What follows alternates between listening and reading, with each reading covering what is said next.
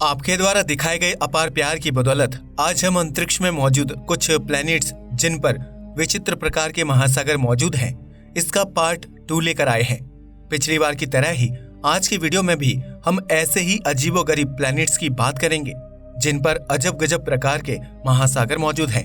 बिना और ज्यादा वक्त गवाए चलिए चल पड़ते हैं रहस्यमयी समुद्रों से भरे प्लैनेट्स की दुनिया में।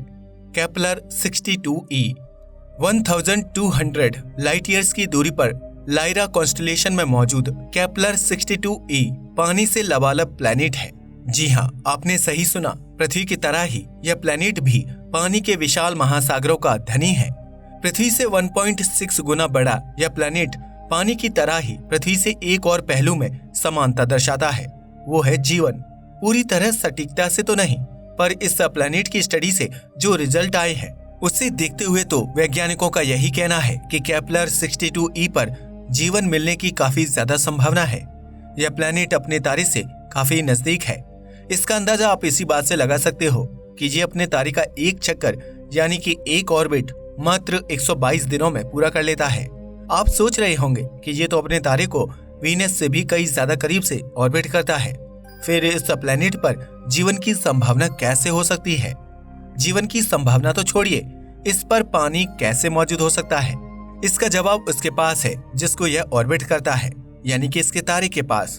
दरअसल केपलर 62e जिस तारे को ऑर्बिट करता है यह एक रेड डॉर्फ स्टार है, जिसका मतलब है इसका टेम्परेचर हमारे सूर्य के मुकाबले काफी कम होता है और साइज में भी ये हमारे सूर्य से छोटा है, जिसकी वजह से जो टेम्परेचर हमें केपलर 62e पर देखने को मिलता है वो पानी के लिक्विड फॉर्म में होने के लिए सुटेबल है। और जहां पानी वहां किसी भी तरह के जीवन के पनपने की संभावना बहुत ज्यादा होती है। पृथ्वी का ही एग्जाम्पल ले लो। कहा जाता है कि पृथ्वी पर जो पहला जीव अस्तित्व में आया था उसकी उत्पत्ति पृथ्वी के विशाल महासागरों में ही हुई थी। इस प्लैनेट पर पाया जाने वाला टेम्परेचर इतना होता है कि यहाँ जीवन को पनपने के लिए सुटेबल वायुमंडल भी है। कहा जा रहा है कि यह पृथ्वी से इतनी समानता रखता है कि पृथ्वी की तरह ही इसका भी खुद का मून या मून्स हो सकते हैं। मतलब ये कि इसके एक से ज्यादा मून हो सकते हैं। अभी तो हम अनुमान ही लगा सकते हैं क्योंकि ये हमसे 1200 लाइट ईयर्स की दूरी पर स्थित है, यानी कि लाइट की स्पीड से भी ट्रैवल किया जाए तो केपलर 62e के पानी से भरे महासागर और अगर जीवन मौजूद हुआ तो उनको देखने के लिए 1200 सालों का लंबा मतलब बहुत ही लंबा वक्त लग जाएगा, जिसको मौजूदा टेक्नोलॉजी से कर पाना नामुमकिन है। अल्फा सेंटोरी बीबी। अल्फा सेंटोरी बी हमारे सौरमंडल से सबसे नजदीकी तारा है। इसकी हमारे सौरमंडल से दूरी 4.2 लाइट ईयर्स की है। ये तारा हमारे सूर्य के आकार का ही है। वैज्ञानिकों के अध्ययन के अनुसार इस तारे को कई प्लैनेट्स ऑर्बिट कर रहे हो सकते हैं।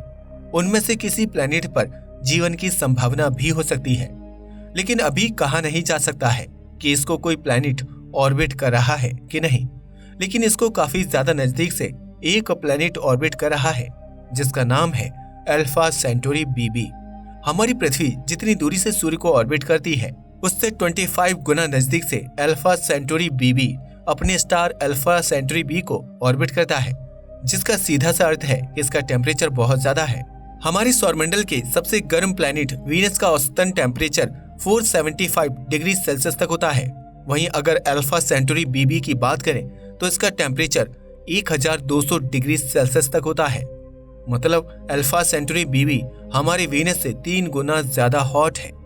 इसका टेम्परेचर इतना ज्यादा है कि इस पर मौजूद पत्थर और बाकी चीजें पिघलकर लावा बन जाते हैं, जिसकी वजह से इस प्लैनेट पर लावा के समंदर मौजूद हैं।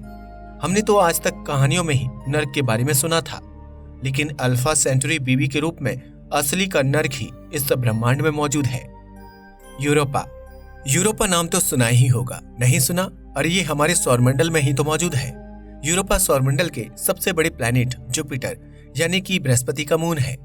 इसकी खोज साल 1610 में गैलीलियो ने की थी। ये हमारे चांद से छोटा है। इसकी सतह हमेशा बर्फ की मोटी परत से ढकी रहती है, इसीलिए तो इसकी बर्फ की सतह पर जब सूर्य का प्रकाश पड़ता है तो वह बर्फ की वजह से रिफ्लेक्ट हो जाता है और यूरोपा अंतरिक्ष में एक बहुत ही चमकदार ऑब्जेक्ट दिखाई पड़ता है। बर्फ की इसी परत की वजह से इस पर मैक्सिमम टेम्परेचर -160 डिग्री सेल्सियस से भी कम रहता है और इसका मिनिमम टेम्परेचर तो पूछो ही मत, यह -220 डिग्री सेल्सियस से भी नीचे चला जाता है। ऊपर से बर्फ के रेगिस्तान जैसे दिखने वाला यह ऑब्जेक्ट अपनी बर्फ की परत के नीचे कितने रहस्य को समाये हुए है, इसके बारे में आप सोच भी नहीं सकते। वैज्ञानिकों के अनुसार यूरोपा की बर्फीली सतह के नीचे लिक्विड फॉर्म में पानी का महासागर मौजूद है। इसी कारण यूरोपा सौरमंडल में जीवन की संभावना वाले ऑब्जेक्ट्स की सूची में भी शामिल है। वैसे यूरोपा पर हमने ऑलरेडी एक डेडिकेटेड वीडियो बनाया हुआ है। इस वीडियो को खत्म होने के बाद आप उसको देख सकते हैं। Kepler 22b। केपलर टेलीस्कोप के बारे में आपने सुना ही होगा। जितने भी प्लैनेट्स के नाम की शुरुआत केपलर से होती है, तो समझ लेना उसकी खोज केपलर टेलीस्कोप ने ही की है।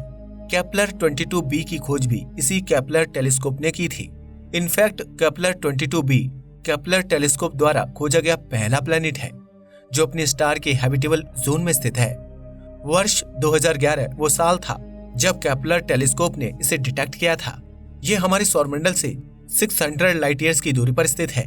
यह पृथ्वी से 2.4 गुना बड़ा है, मतलब यह एक सुपर अर्थ कैटेगरी का प्लैनेट है। केपलर 22b अपने तारे का एक ऑर्बिट पूरा करने के लिए 290 दिनों का समय लेता है। यह अपने स्टार के हैबिटेबल जोन में मौजूद है। पृथ्वी सूर्य से जितनी दूरी पर स्थित है, अपने साइज के हिसाब से केपलर 22b भी समझ लो कि उतनी ही दूरी पर स्थित है। इसका औसतन टेम्परेचर 22 डिग्री सेल्सियस तक है। लेकिन इन सबसे बढ़कर इस प्लैनेट की सबसे खास बात है इस पर मौजूद पानी, क्योंकि इस प्लैनेट पर टेम्परेचर तकरीबन पृथ्वी के समान ही है, जिसकी वजह से यहाँ पानी ना तो भाप बन के उड़ पाता है और ना ही बर्फ में परिवर्तित हो पाता है। पानी लिक्विड फॉर्म में ही मौजूद है। मतलब इस प्लैनेट पर पृथ्वी से भी कई गुना बड़े पानी के महासागर मौजूद हैं, जिसका मतलब यह प्लैनेट काफी हद तक पृथ्वी से मेल खाता नजर आता है।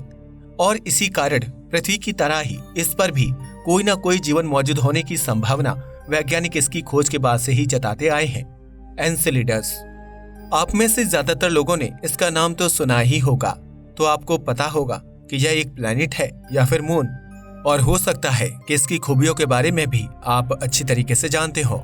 लेकिन जो लोग नहीं जानते तो उन्हें चलिए हम बताते हैं। ये हमारे सौरमंडल के खूबसूरत प्लैनेट सैटर्न यानी कि शनि का चांद है। जुपिटर के चांद यूरोपा की तरह ही ये भी बर्फ की चादर से ढका हुआ है। बर्फ की वजह से इसकी सतह भी सूर्य की किरणों को रिफ्लेक्ट कर देती है। यूरोपा की तरह ही इसकी बर्फ की सतह के नीचे पानी होने का दावा किया जा रहा है। यह पानी का भंडार लेक सुपीरियर जितना बड़ा हो सकता है। वैज्ञानिकों के अनुसार इसकी सतह के नीचे से पानी का फव्वारा बाहर निकलता है, जिसका ज्यादातर हिस्सा तो ठंड की वजह से जमकर वापस उसी की सतह पर गिर जाता है, लेकिन कुछ हिस्सा सैटर्न की आउटर ई रिंग में चला जाता है। सतह के नीचे प्रचुर मात्रा में पानी होने के कारण यूरोपा की तरह ही ये भी जीवन की संभावना होने का अच्छा कैंडिडेट है। आपको क्या लगता है कि क्या यहाँ जीवन मौजूद हो सकता है?